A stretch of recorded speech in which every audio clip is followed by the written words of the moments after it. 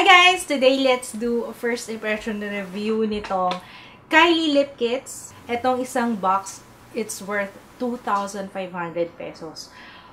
I know, ang mahal. And I got two of them. Yung isa, Candy K. Yung isa, True Brown K. If you're gonna buy them sa website, $29. But hindi ako sigurado kung magkano yung shipping fee. So, parang binayaran na natin yung ticket nila sa aeroplano. Okay? So, 2,500. Kasama nito ay meron siyang liquid lipstick, matte liquid lipstick, and lip liner. It contains 3.25 ml ng liquid lipstick, and yung lip liner naman is 1 gram. So, this is my first time to try it. Kaya nga, itong video na to is a first impression. So, inside, ito siya. Ito yung itsura ng liquid lipstick. Actually, na-expect ko gold. Dapat gold. Kasi 2,500. Malagim to na ang presyo nito. And, ito naman yung lip... Oh! Ito naman yung lip liner. Mag-start muna tayo sa Candy K. Tingnan natin. I'm gonna test this out buong araw para makita nyo kung katumbas siya ng 2 buwang internet correction. Lip liner first. Oh, it's really soft. I think ito yung lip liner. Ito yung first na lip liner ko na ganito kalambot.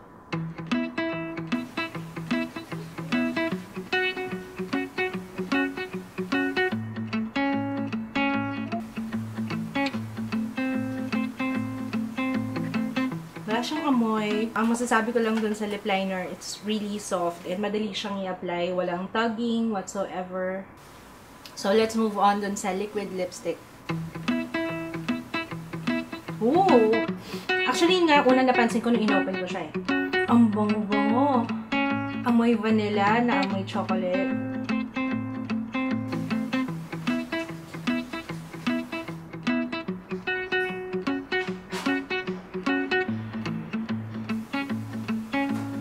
Okay, let's just wait for it to set. Siguro mga naka 30 seconds na ako. And medyo basa-basa pa siya ng konti. Right now, solid siya. 1 layer lang yung nilagay ko ha. And mukha siyang solid sa lips. Although pag ginalaw ko na yung lips ko, ayan, nagmumukha na siyang kulukot. Hindi, joke lang. Hindi siya nagsasettle sa lines ng lips ko, pero pag na-stretch siya, tapos bumalik siya sa dati,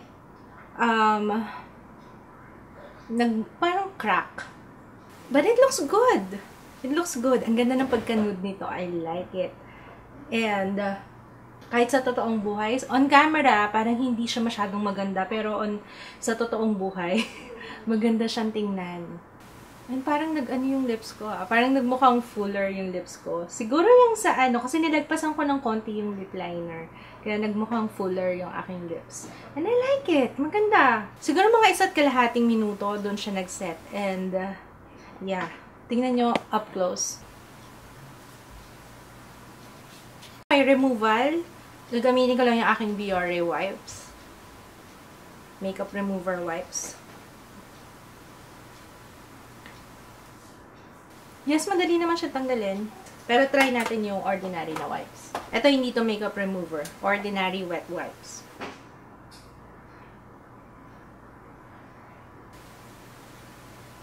Mas mahirap. Mas mahirap. Mas madali syempre yung makeup remover. Okay, let's move on sa True Brown K. 2 shades lang yung meron ako. I got this from Bebang Online Store. So, ilalagay ko yung link sa description box para makita nyo doon kung ano yung mga shades na available sa kanya on hand. Okay, so moving on with the True Brown K.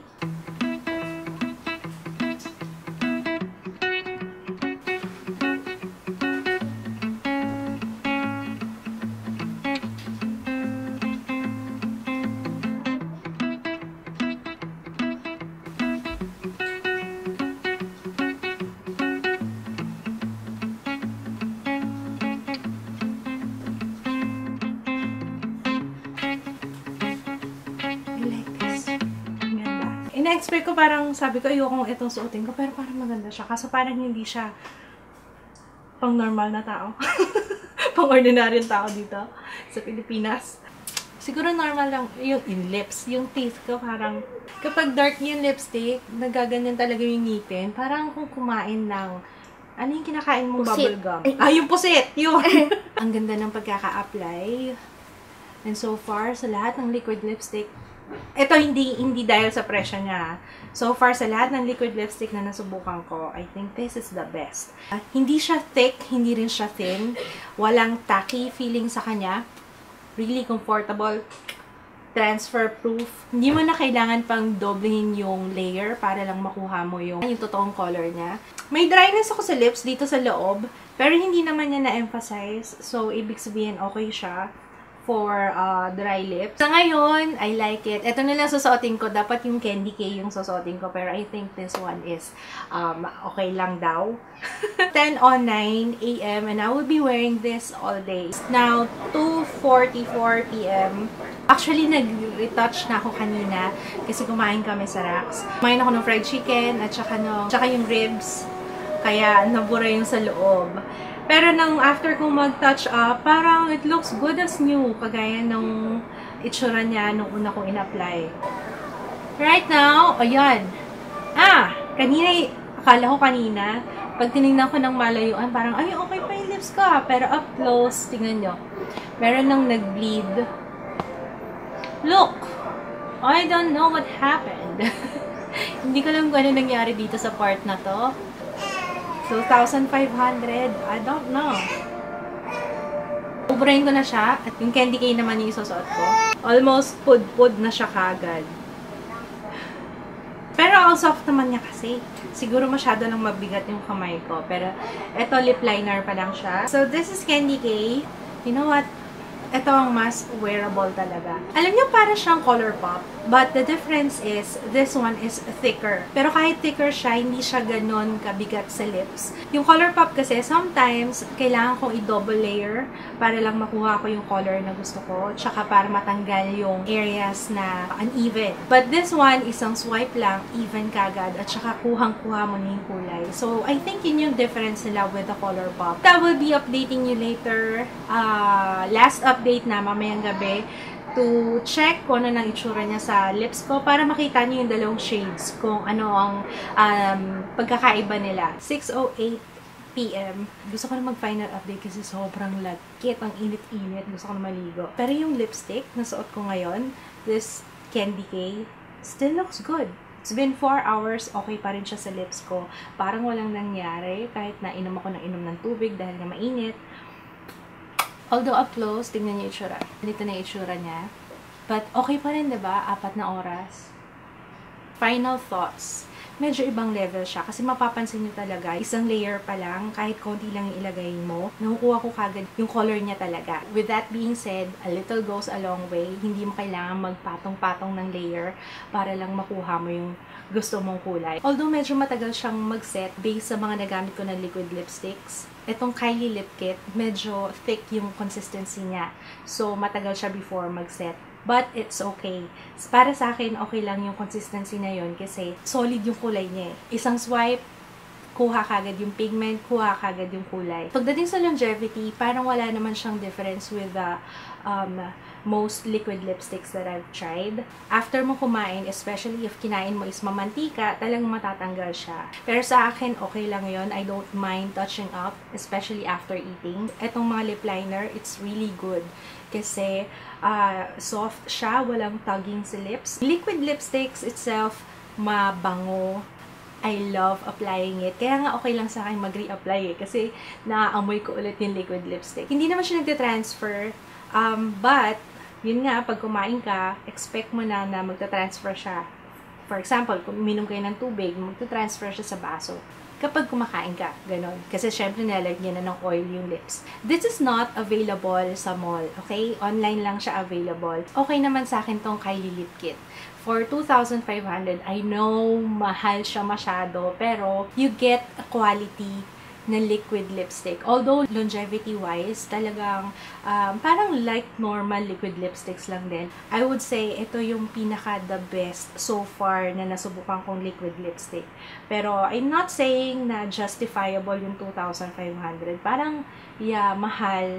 Kaso, what do you expect? Branded siya. Kylie Matte Liquid Lipstick. At saka, syempre, nadaan na rin sa hype, you know. Although, sobrang sikat niya, hindi naman siya sobrang sikat na pinasikat lang talaga. Maganda rin naman yung product. Dupes. Alam ko maraming nag-aabang ng dupes sa collection ko kung ano yung kakulay nitong mga Kylie Lip Kit na to. Kasi alam ko naman, hindi naman lahat kayang bumili ng worth 2,500. Let's start with the Candy K. Ang dupe na nakita ko, na meron ako dito sa aking collection is yung Sleek Makeup Matte Me Birthday Suit. Ayan. Okay, itong nasa taas, ayan yung Candy K, and yung nasa baba, ito yung Sleek na Matte Me in Birthday Suit. Matagal ko na itong in-apply ha, siguro mga 4 na oras na rin. So, ito, medyo nag-ano na siya, nag-pinkish na siya, tsaka malagkit na siya guys. Pero itong Candy K, still the same, kahit na ilang beses ko siyang punas-punasan ng ganyan, hindi siya na makalat. Unlike ito, yung Matte Me, ayan, kumakalat na siya. So, pero sa price na 450 pesos, pwede na. Kung naghahanap kayo ng kakulay. Pero, like I said, mapapansin nyo kagad yung sa kulay niya, mas makulay talaga yung Kylie, yung Candy K. And hindi nagbabago yung kulay kahit matagal na. Ito kumakalat na. Ang nakita kong kakulay na True Brown K is matte in detail in Samantha. But medyo may konting pagka-reddish lang siya. Ito yung True Brown K. Ito yung Samantha. Matte in detail Samantha. So mapapansin nyo medyo mapula siya. But pag nag-set siya, almost the same silang dalawa. Dito pa lang makikita nyo na solid yung kulay ng True Brown K, diba? Ito, lumalabas pa yung skin ko. 'Di ba? So, yun yung sinasabi ko na talaga isang swipe lang, kuha mo kagad yung kulay niya. Kulay lang naman, okay na yung sinabi kong dupes. But, kung meron naman kayong budget and kung gusto nyo ma-experience yung Kylie Lip Kit, okay pa rin naman siya. Hindi lang yung name yung binayaran nyo. Maganda naman yung product, in fairness. Okay, again, ilalagay ko yung link ng Bebang Online Store sa description box if you wanna check out kung ano yung mga shades or yung mga colors na available. Sana nakatulong tong video na to. Maraming salamat po. Don't forget to thumbs up if this was helpful. See you again on my next video. Bye!